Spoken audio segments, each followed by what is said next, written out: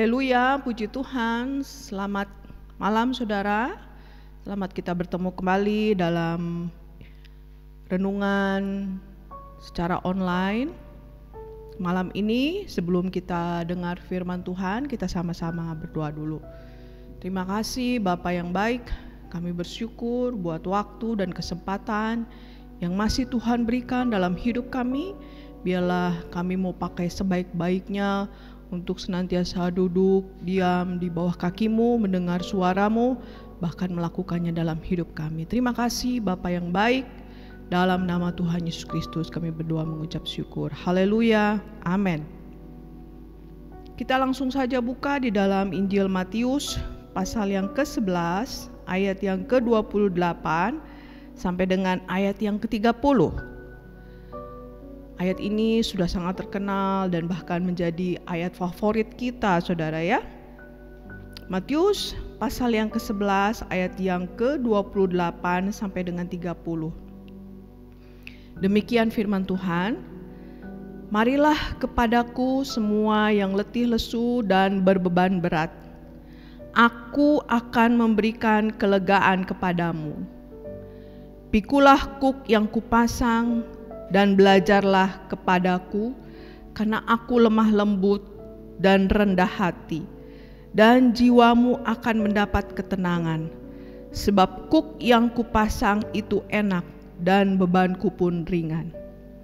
Puji Tuhan saudara, ini merupakan satu ajakan yang luar biasa yang disampaikan oleh Yesus Kristus sebagai juru selamat kita ya. Ajakan yang indah yang mengatakan bahwa marilah kepadaku semua yang letih lesu dan berbeban berat. Saudara, siapa sih di hari-hari yang masa pandemi ini orang yang mengalami letih lesu dan berbeban berat? Semua mengalami hal itu ya. Tidak pandang bulu apakah dia tua, miskin, kaya, bahkan orang berpendidikan dan lain sebagainya, semuanya mengalami letih lesu dan beban berat karena begitu banyak sekali masalah-masalah yang kita hadapi, baik itu masalah kesehatan, masalah ekonomi dan lain sebagainya yang ada di sekeliling kita ya. Kita pun terbatas untuk bersosialisasi yang dulunya mungkin kita aktif ke sana kemari, tapi oleh karena masa pandemi ini kita dibatasi oleh COVID-19 ini. Tetapi di sini dikatakan bahwa marilah kepadaku. Ini ajakan yang sungguh indah saudara. Ajakan Yesus yang sungguh manis kepada setiap anak-anaknya untuk datang kepada Yesus. Semua orang yang letih lesu dan berbeban berat. Siapa yang hari-hari ini letih lesu dan berbeban berat? Semuanya pasti mengalami itu ya. Rasanya untuk menjalani hari-hari kita ini rasanya begitu malas sekali, begitu berat, tidak ada sukacita, bahkan mungkin yang ada adalah bersungut-sungut, mungkin juga kita mengomel dan lain sebagainya, tidak ada rasa syukur dan lain sebagainya. Ini pertanda bahwa kita mengalami satu masa yang begitu letih, berbeban berat. Tapi firman Tuhan berkata bahwa marilah datang kepadaku. Ini sebuah ajakan yang indah ya. Setiap kita yang mengalami letih lesu, berbeban berat, mari kita menghampiri Tuhan. Mari kita respon ajakan Tuhan yang begitu manis dalam hidup kita. Sebab di sini dikatakan, aku akan memberikan kelegaan kepadamu. Dengan kata lain, kelegaan ini terjemahan lain dikatakan bahwa aku akan menyegarkan jiwamu. Saya yakin dan percaya bahwa itulah yang kita cari dalam dunia ini. Ketika kita menghadapi beban berat, letih lesu, maka kita ingin rasanya disegarkan kembali, ingin rasanya dilegakan kembali. Tapi siapa yang sanggup memberikan kelegaan? Siapakah yang sanggup memberikan kesegaran? Apakah harta kita? Apakah kekuasaan kita? Apakah jabatan kita? Apakah kepintaran kita yang membuat kita merasa segar atau merasa lega? Tidak. Firman Tuhan katakan, aku Firman Tuhan katakan, aku akan memberikan kelegaan kepadamu. Dengan kata lain apa? Bahwa hanya Yesus yang sanggup memberikan kelegaan dalam hidup kita. Tidak ada yang lain dalam dunia ini. Dunia tidak menjanjikan sesuatu hal yang memberi kelegaan, kesegaran kepada kita. Hanya Yesus. Saya katakan sekali lagi, hanya Yesus yang sanggup untuk memberikan kelegaan, kesegaran dalam hidup kita. Oleh karena itu mari kita respon ajakan Tuhan. Karena di sini dikatakan, marilah datang kepadaku. Kepada siapa Tuhan mengajak? Yaitu kepada orang yang saat ini mengalami letih lesu, berbeban berat. Dan Tuhan berjanji bahwa Dia akan memberikan kelegaan. Dia akan memberikan kesegaran kepada kita. Itu janji Tuhan, saudara. Asal kita mau merespon panggilan Tuhan dengan indah, dengan manis, dengan sungguh, kita datang menghampiri Dia. Dan kemudian di sini ayat yang ke-29, pikulah kuk yang kupasang dan belajarlah padaku karena aku lemah lembut dan rendah hati, dan jiwamu akan mendapat ketenangan. Nah, kita lihat di sini. Kuk yang Tuhan berikan dalam hidup kita itu adalah kuk yang tidak berat, saudara. Kuk yang enak,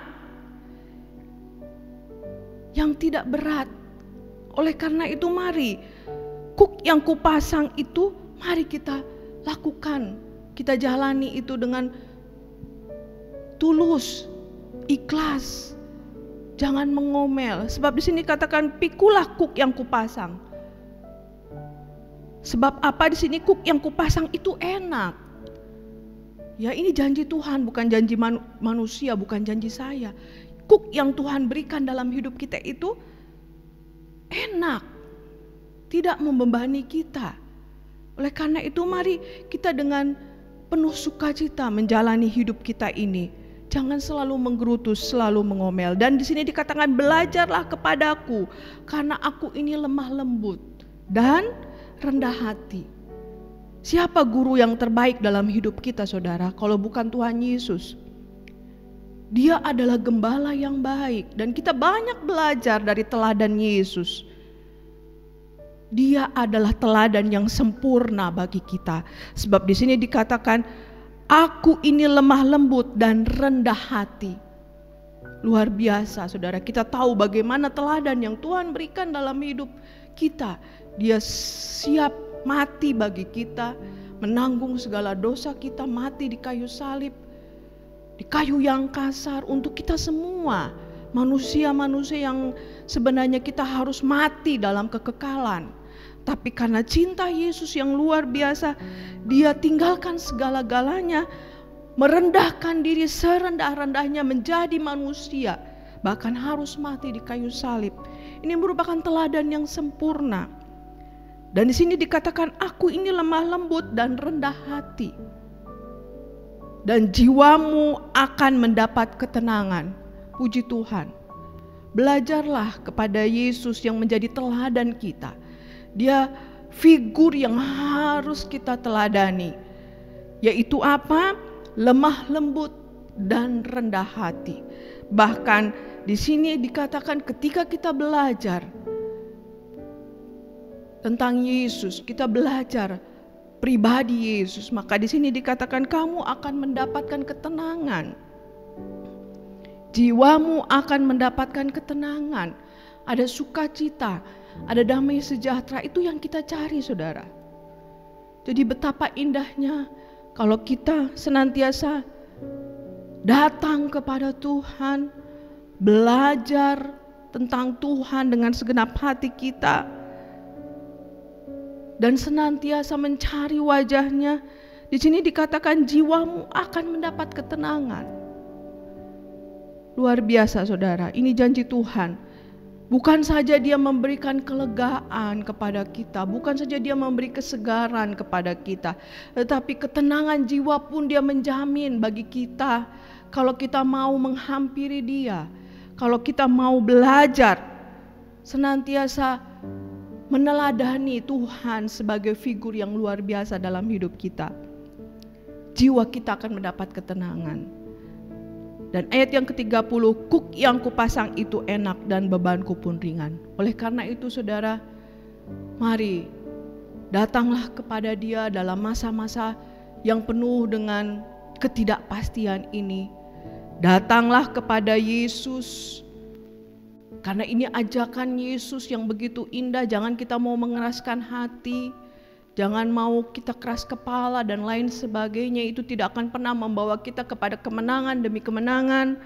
Tapi biarlah kita mau datang kepada Yesus. Dia berjanji bukan saja akan memberikan kesegaran, tetapi Dia juga akan memberikan kita ketenangan jiwa dan melepaskan kita dari rasa letih, lesu, dan berbeban berat. Ini janji Tuhan. Responlah dengan baik ajakan Tuhan. Marilah kepadaku semua yang letih lesu dan berbeban berat, aku memberi kelegaan kepadamu. Ini yang menjadi ayat yang luar biasa yang memberikan kita optimis menghadapi masa-masa yang berat ini. Jangan pandang manusia, pandang Tuhan. Dia sungguh baik, Dia sangat baik, Dia teramat baik. Puji Tuhan, firman Tuhan tidak saya panjangkan, kita sama-sama berdoa. Terima kasih Bapa yang baik, kami bersyukur buat kebenaran firman-Mu. Kami mau belajar Tuhan merespon panggilan-Mu dengan baik, karena Engkaulah sumber segala-galanya dalam hidup kami. Ketika kami letih, lesu, berbeban berat, kami percaya Tuhan sanggup melepaskan kami, bahkan memberi ketenangan dalam hidup kami, karena Engkau segala-galanya dalam hidup kami. Biarlah kami terus berpaut senantiasa kepada Tuhan, tidak mengandalkan kekuatan kami, sehingga kami boleh berkemenangan dalam segala hal. Berkati terus bangsa dan negara kami ini. Belas kasihan-Mu boleh menjadi bagian buat bangsa dan negara kami, terutama Bapak Presiden dalam menyelesaikan masalah-masalah yang terjadi atas bangsa ini. Tuhan, kami percaya hikmat, marifat, kebijaksanaan Kau selalu limpahkan kepada Bapak Presiden kami, sehingga mampu menyelesaikan semuanya dan memulihkannya kembali menjadi lebih baik. Berkati sidang jemaat-Mu dalam situasi seperti ini. Biarlah mereka tetap setia berpaut kepada Tuhan. Yang susah dihiburkan, yang sakit disembuhkan, yang lemah dikuatkan, dalam pergumulan beri kekuatan. Biarlah hati kami selalu berpaut kepada Tuhan, setia di dalam Tuhan, mengandalkan Tuhan dalam segala perkara. Terpujilah Engkau kekal selama-lamanya. Dalam nama Tuhan Yesus Kristus kami berdoa mengucap syukur. Haleluya, haleluya, amin.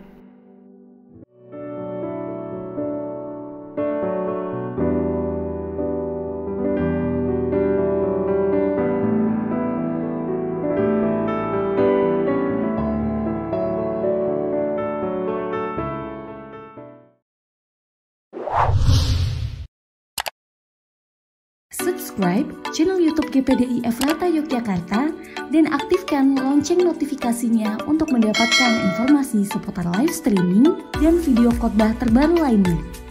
Tombol subscribe berada di kanan atas channel kami dan jangan lupa klik tombol loncengnya. Tuhan Yesus memberkati.